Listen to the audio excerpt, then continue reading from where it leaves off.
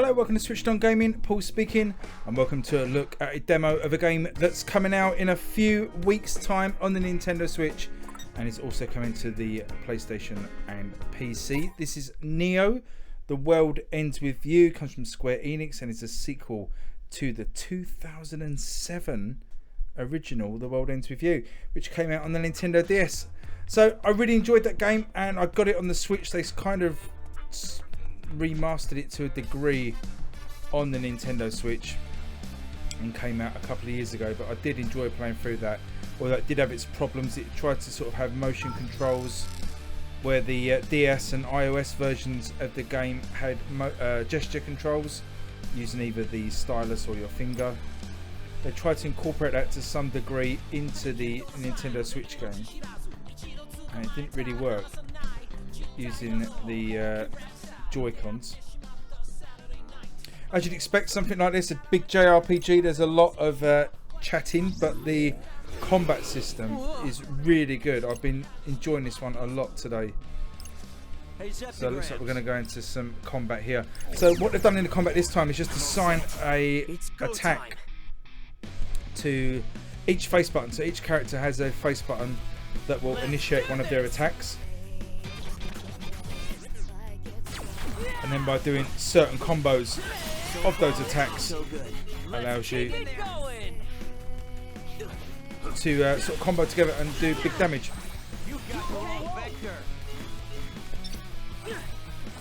So I'm using the right stick to target different enemies here, and we've got the X and Y buttons as our character attacks, and the R button as well as a special attack for our character we've just found on the streets of Shibuya. We're trying to time these attacks for these combos and also avoid the enemy attacks. This game keeps the sort of the pin system, the badge system. You can see at the bottom of the screen the badges, and every time you do an attack depletes their energy, and if you deplete them completely you'll have to let them cool down for a bit. But there we go, we got rid of all the enemies.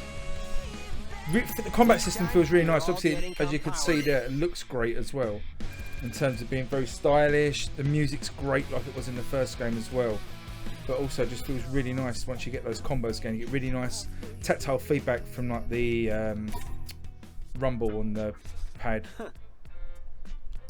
So far the story's been good, very similar to the first one. Kind of these kids not really sure what's going on. They get an app on their phone and they get sucked into this kind of alternate world where the noise, the baddies called the noise, are invading the sort of a hidden dimension that you have to take care of. But you're also doing a lot of other JRPG stuff. You're walking around, talking to people, collecting stuff. We'll have a look at the collectibles in a second. All these pins that you can collect as well. Give you different attacks. So just talking about it now. More pins means more powers. So this is a new pin. It's our first new pin, Firestorm. So it stirs up a whirlpool of fire around the target using the ZL button. So use the R and L buttons to access the pins tab at the main menu. We can adjust your party's pin loadouts. Equip the pins you've acquired and unleash their corresponding psychs in combat. Note that 2 pins using the same input cannot be equipped at the same time. Not yet, at least.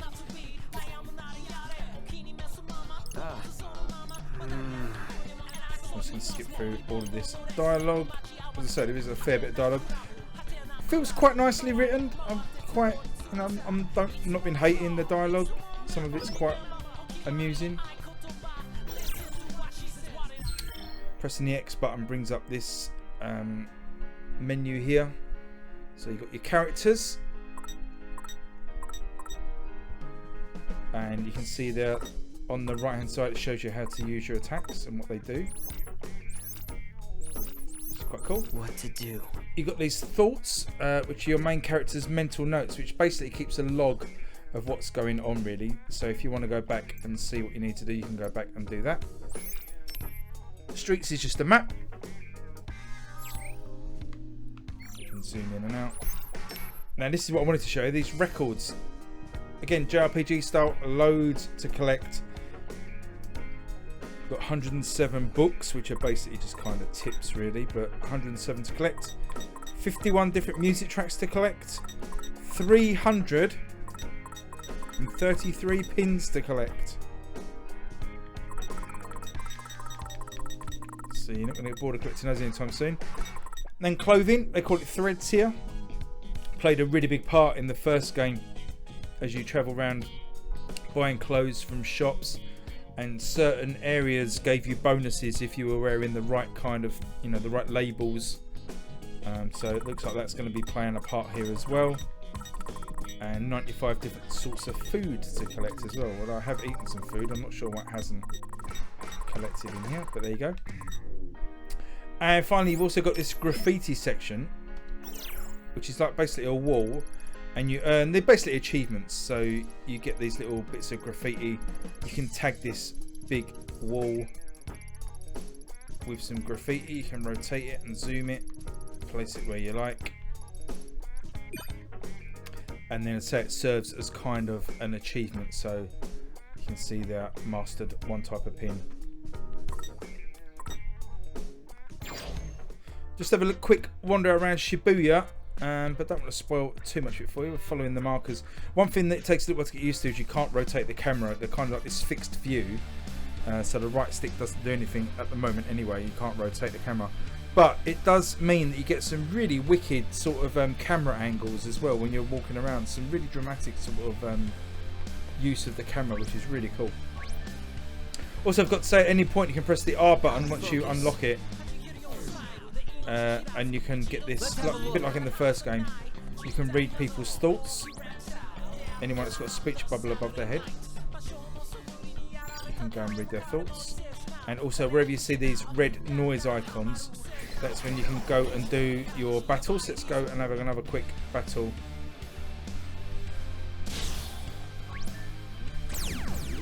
Just to wrap this one up. You can grind these enemies when you find them to get your XP up and pick up some new stuff. So again, look at the pins at the bottom. They've got the corresponding face buttons on, X, Y and R. As I'm hammering those and trying to combo them. Also you've got to swap between them, because once the bar depletes underneath the pin, then you can't use the attack, and it leaves you wide open to damage. So there you go, 100% completed. Might look a bit chaotic, but when you're playing it, it feels really good. So I really enjoy it, the combat system. And we've got two noise to deal with now on these big lion things again. I like to switch using the right stick to take out these bird things first.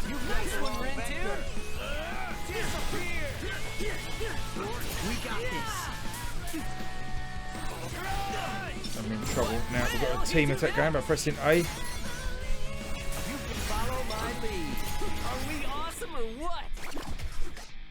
There you go. You've got to keep in the groove as well. You've got to keep kind of a good rhythm going of combos to get your groove rating up.